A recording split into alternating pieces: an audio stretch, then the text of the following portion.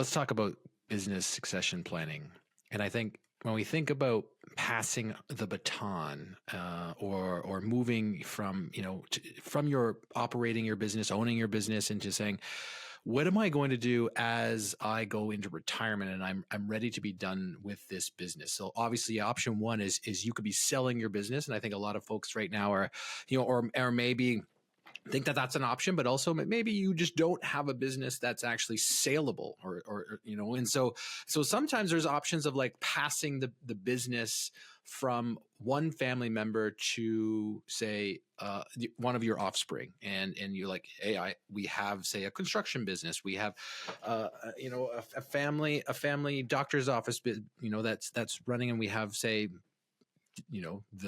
you are running it, and your child is looking to take that on eventually. And it's like, we're thinking about succession planning, and we're going to talk about that here. And how do we structure that succession planning, and how do we do it so that in a way we can use, the money inside the business to kind of, make sure that there's fair, equitable amounts to go to, say, multiple offsprings when we have more than one person that may want to have some sort of benefit to this business. We're talking about all of that here today. How do we plan for that? How do we plan the tax around that as well? Let's do this. Yeah. So John, as we dig into this episode, I'm on calls with business owners each and every day, and we have amazing conversations. As you already mentioned, a lot of people either feel their business is saleable, or if it is saleable, like they're hoping for the big sale, right? Lifetime capital gains exemption comes into the conversation, and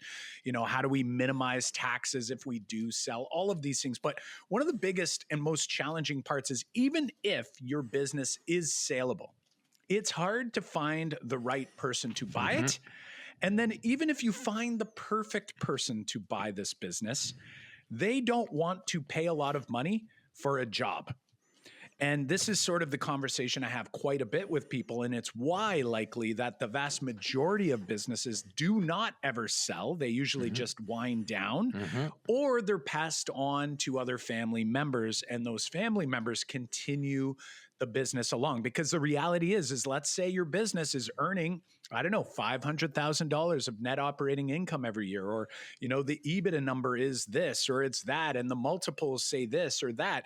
The reality is that if it requires work and attention, you have to factor into the fact that a lot of people are going like, do I want to pay money to buy a business that may not operate very smoothly without me being directly involved? Key man risk. Or even worse, yes, when the actual seller leaves, will this business sort of crumble from what under me? And therefore, what we often see is that when we go to sell businesses, you might have, just like with a property, where you agree on a price, and then there's conditions, and then you do the inspection on the property. And then what do you find out? You find out there's a foundation issue.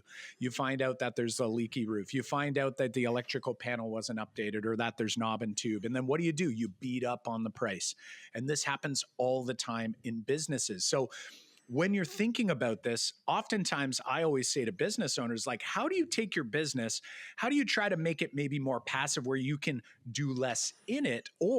And in today's episode, what we're really going to dig into is, how do we take other members of our family, likely your children, to be able to bring them into the business? Now there is no sale that needs to take place, but rather a more of a passing of the torch, which you can look at as a bit of legacy planning as well, right? Like if you build a solid business, and this could be, if you're a farmer, that's a great business, right? Paul Beneteau, I know you're listening right now in your tractor. Passing that on to a family member can be really helpful. But we're going to talk about some of the more challenging pieces, because I think the cookie cutter approach, John, is you have 3 kids, I have 2 kids. I build a business, and both of my kids want to come into the business, and they both want to work hard in the business. And for you, your 3 daughters want to come into the business. Makes it easy, right? You just pass the torch on, you train them, you help them, you work together. It's a family business. Everyone's happy. But guess what is more likely than not to happen is that, and this goes for Paul, our farming friend, if my son Landon was Paul's son, Landon would be taking over the farm because he loves farming. So he would take over the farm, but Talia, my daughter, may not be interested in staying involved in that business. So we get to this legacy challenge where we start thinking about, if I have a business and only one of my children is coming into this business, like, how am I going to work this so that I don't create a massive family feud with, this is fair or not fair, or that person got this and this person didn't get that. Mm-hmm. And that's really where thinking about what are those future next steps Right. going to look like. And today we're going to teach you how we can do this actually fairly easily through the use of some interesting strategies and structures. Yeah, because you can imagine, like, really what you're doing is, if there is disagreement in the operation of the business, is when, let's say, you are ready to be finished and you want to leave it to your heirs, or if you want to leave it to, say, Landon, you're basically saying, Landon, here you go. Talia, sorry, but they're like, you have shares maybe in this business. And Landon's going to be completely operate in the business, but like, how do you divvy up those shares, right? Because it's like, does Landon get less shares because he's operating and taking income from the business? Does Talia get more, or vice versa, because Landon's doing all the work to generate the income and generate the profits and generate the revenue and keep that retained earnings inside the business? And then, does she get a share? Like, it becomes complicated. Mm-hmm. If you just straight up say, I'm leaving it to both of you, go ahead and work it out. Yeah. And we can make that easier. And we can make that easier pretty easily, like you just said. Yeah. And I think one of the things you had mentioned there is, like, you could do something like this. And I'm picturing, our businesses, John, and, my kids are an example. Again, my son is more, I would say, into what I'm into. He's like curious about investing. He's curious about real estate. He's curious about businesses. And my daughter may turn out to be that way, but you know what? She really likes the idea of education, which is also like me, because I was an educator for a very long time. So I love that. But if Landon goes into the business and she doesn't come into the business at some point, it makes it tough, because you don't just want to sort of sprinkle the shares equally, because like, what if Landon comes into the business and he finds a way to like 10x the growth of the business, right? Like, so he is like pivotal in trying to grow this business and maybe even cleaning it up. Maybe he's able to eliminate expenses, or he's able to do something more efficiently. All of those things. It's like his 50% of his, the shares that were given to him are great. They're going to go up in value, of course, but then it's almost like passively, she's going to benefit from all that hard work that he's done. So oftentimes it makes a whole lot more sense, if someone's coming into the business, you try to find a way to figure out what seems fair based at that point in time. And then how do we make sure that we can set both up and make sure that we pass it on to them? Now, some people are like, I don't want my kids to be like silver spooners. And I get it. I'm not here to tell you like we want to make it easy or anything like that. But I do know in my mind that whatever I end up leaving to my children down the road, whether it's a little or whether it's a lot, if I leave a little to one and a lot to another, I have a funny feeling that that's not going to sit very well, right? It's sort of like a bad ending to the story, right? Like, you want to make sure that even though, hey, listen, we love our children almost equal. I'm just kidding. We love our kids equally. And we want to make sure that, whatever we do choose to do, that they don't perceive what we've done as being advantageous to one over the other because of whatever stories they might be able to, tell themselves. All right, let's dig in. Let's unpack, say, why this is easy and what we're going to put into place to make it easy. Yeah. But so what we're going to be doing right now is we're going to be trying to figure out, okay, what is reasonable? Now, one thing we can do right off the top is making sure that this is a conversation, right? Like, it's not a good idea for us to have this conversation right now. My kids are 10 and 12. So having this conversation right now might not be a good idea, right? Because they fight over who's using a tablet in the household, let alone, over who's going to get what. But if we fast forward and we're talking to adult children, and one of the adult children or more than one of the adult children are coming into your business, you want to start having that conversation and thinking about, like, how are we going to do this so that it's fair on both ends, not just both in how we're going to like divide assets up at some point down the road, but how's it going to be fair to the person that is coming into the business and is going to be spending time, energy, taking risk, right? Like when you're going into a family business, there's a risk there. If the other child's going and becomes, a government employee, a T4 employee, gets the golden handcuffs, gets all of that safety net, then like there's differences there. So really having a conversation so that it's open and transparent, and really trying to ask the children, what do they think? Right? Because sometimes you might not even realize this, but they might actually, like, the child that's not coming into the business might actually say, like, well, I mean, I'm not even a part of the business. So like, I shouldn't get anything.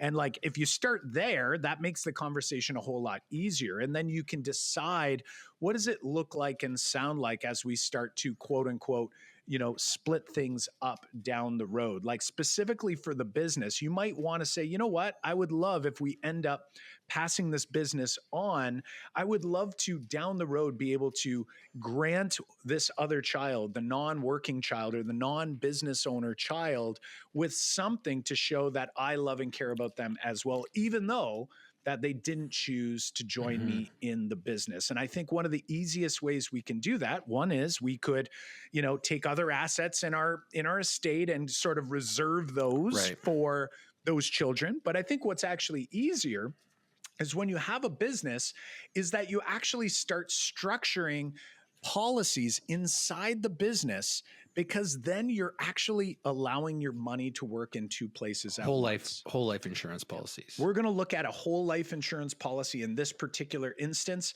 because I'm able to put in some of the money from the business into this policy, which is going to get us a death benefit that's going to be larger than the money I'm putting in, that will pay out tax-free down the road and can go to pay out that other child. So if you envision this, if I work in my business and I own my business until I pass on, right? I know that my child working in the business is going to walk away with the business, and something I had funded all the way through will actually pay out so that the other child could actually get the cash from that bucket. But all the meanwhile, the dollars I put in this policy, because we're going to design it with an early high cash value, could actually be leveraged for growth in the business, for buying the building in the business, for buying other assets in the business, or simply bringing on other staff. Right. Because if you flip the other side, if you didn't have, say, a whole life policy that continually builds cash value, and then you can leverage it against that cash value to reinvest in the business, like if you didn't have that, and you did need to divvy up the assets upon death, or upon being finished with this business, you have to either sell the business just to buy someone out, right? Like that is like a common option that people are forced to do, because if you don't have the structure, then when I do pass it on and I do leave it to one or the other, the chances are you leave it to both, and one's like, well, I don't want it, so let's sell it, and then we'll take the cash, even though the one wants to run it. So that's not a great option for the one that wants to run it. Now, if nobody wants to run it, that's a great option, right? But you're planning for the case that if one did, you have that luxury, that option to do that. It's the same could be true for, passing your home on to your children when you pass. It's like, I could say, pass it on, and this is likely happens. You all of a sudden inherit it. There's two or more children that now own this asset. And they're like, what do you do? Well, I have a home. You have a home. We don't need this home, but maybe one lives in it. And it's like, I want to still live here. So what do? You've got to buy me out. Well, I can't afford to buy you out. We're forced to sell. And then, but if you had a whole life policy in that situation, on death, that whole life will pay out. And then you can have an arrangement that says, oh, look, the assets were here. We've got a house. We've got this asset over here. Let's balance it out so that the asset at that time of death goes over here to this person, and the cash goes over to this person over here. boom, problem solved. Same true in the business. And the nice thing, because it's like the other option, right, is that if you were the operator of this, so it does turn back to the business side, and I'm like, okay, I'm a business owner. I don't have the structure of a whole life policy funded up to, say, my parents' death, and then I've all of a sudden been handed this business. If you were going to buy them out as a business, you would go and get a loan. You would say, like, look, let me take on some debt here to buy out my siblings so I can continue running this, which is not awesome, because all of a sudden now you're reducing cash flow, and that might not be the move you want to make. Right. Whereas the alternative here is when you start planning for this yourself so that these aren't issues down the road, is that you use your business's cash flow, you use this, maybe retained earnings inside your business, and you fund a whole life policy so that when this happens, you can have this payout go to the right people, and the assets can be distributed equally and fairly so that everyone gets what they want. And we can all sit down together and go like, hey, there's no hard feelings here. Everyone got what they need. And the beautiful part, and then you hinted at this, is using the same dollar twice, because in a business, it feels like, oh, I'm going to be sinking, this much cash flow into a whole life policy every year. Like, doesn't that hurt my business's amount to grow and invest and like buy equipment or pay payroll? It's like you've got the option to borrow back or leverage against that cash value to keep your business growing. And yeah, you're going to take on some interest in that meantime, but it's worth that, say, down the road peace of mind, but also you get to grow two things at once. Well, and when we structure something like this, so, up to this point, folks who listen to the podcast know that we love permanent insurance inside the corporate structure to buy more assets. We even have a structure we do by leveraging at a personal level so that you can actually get cash flow and reinvest at a personal level and do a Smith maneuver style investment strategy there. Those are great strategies and structures. But if we're talking specifically about this use, the idea here is, using what we know, which is we know there would be interest to leverage against the policy, but you have basically $1 doing two different things at a time. And your actual insurance bucket's going up in value, just like your loan balance is going up in value, and you're still utilizing that dollar somewhere in the business. So said another way, let's pretend I had $1 that I needed to grow my business some way, somehow. If it was going right into the ad revenue, in the ad bucket, sure, like for advertisement or marketing, or if it was going in for, for employees, that same dollar could go to the policy first, which creates a death benefit that is significantly larger, especially in, right away when we start this thing, usually starts 10 to 15 times higher than the dollar you put in. So if you figure that for a second, I put $1 in, then I get like $15 of death benefits, so to speak. Right. Why this is important is that we focus on the dollar going in, the dollar comes out, we have to pay some interest. But the goal here is that at death, that the death benefit is so much larger than the loan balance that the net amount that remains is still enough to accomplish what you're trying to accomplish in the succession plan. And that's what we calculate for our business owner clients, right? So whether you own a farm, whether you own a consulting business like we have, whether you own, a real estate team, a development company, it doesn't matter what it is. Basically, what you have is you're getting $1 through there to create free legacy planning is what it is. It's literally free. Like, I know there's a cost of insurance. I know there's costs to the insurance, inside the structure. I know that there's interest. But the net benefit is going to be this large tax-free death benefit that is going to pay out, and the dollar still went to do what it was going to do anyway. So what you get is money coming down the road to that other child that you never would have had you just send the dollar out to an employee through their salary or sent it to the marketing budget or whatever it was that you wanted or needed to do in the meantime. It truly is a fantastic pass-through structure for this. Now, where it can also be helpful is, let's say, John, like you and I, we're both business partners. If one of us were to pass and we don't have a structure in place, an insurance in place, it could be term, but remember, term gets expensive. Like if you and I do this for a long time, which we anticipate we do, and we hope we don't die for a very long time, eventually the term insurance is going to cost too much to do this. So what eventually will happen is one of the two of us will pass before the other. I don't know if you know that, John. That's going to happen one day. No, we're going to go on the same day. One of us is going to go. But when we do, let's say it's me. What ends up happening if there is no insurance in place? Now, John, you get to be business partners with my estate. Yep. And that's problematic because what happens is exactly what you described in the children's scenario, where you go, the one child wants to keep going, the other child just wants the money. Guess what? The same thing happens here with business partners. So if you're a business partner, you're like, well, I don't have kids and it doesn't really, whatever.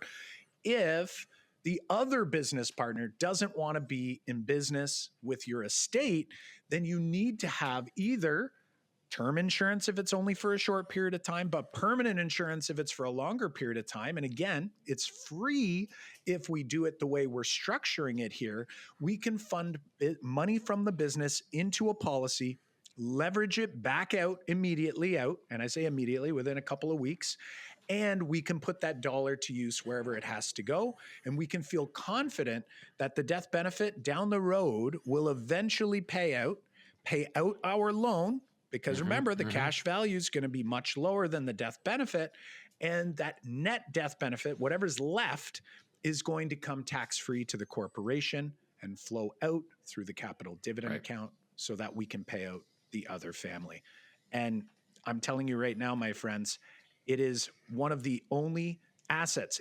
It is the only asset that is worth one thing while you are alive and is worth more money when you pass. The only thing that comes close is your primary residence. And it's still, if you sell the primary residence, even though there's no capital gains tax, there's still costs, right? There's realtor fees. You got to fix it up. You might get beat up on the price, like all of these things. Yeah. This is the only asset that you know for certain what is going to happen. And it's only going to go up down the road, which puts this as a very conservative leverage strategy. You cannot get above the cash value in terms of your loan. And therefore, it's really something that is taking free insurance for succession planning. It's got to be the number one thing that people should be doing, but unfortunately, only very few are. Yeah. So if you're looking for a seamless succession plan or thinking about passing on, say, your assets, this tool in this structure gives you that seamless way. Like we talked about the liquidity inside the business. You can continue to have liquidity inside the business, and you're not tying up valuable resources by setting up this structure. You're passing on, say, those assets without forcing selling, the sale of those assets, which if you don't have this structure, really you're asking for that forced sale.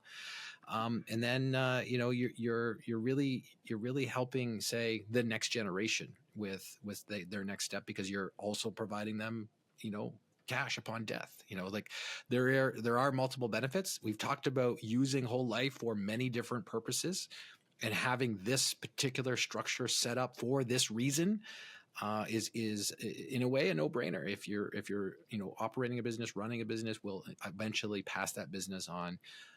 And even if you're not planning to pass it on and you're thinking about selling, it's still a great structure just to give you the flexibility while you're running your business. We've talked about that many times here on the podcast, as well as about how useful this asset is in many different ways.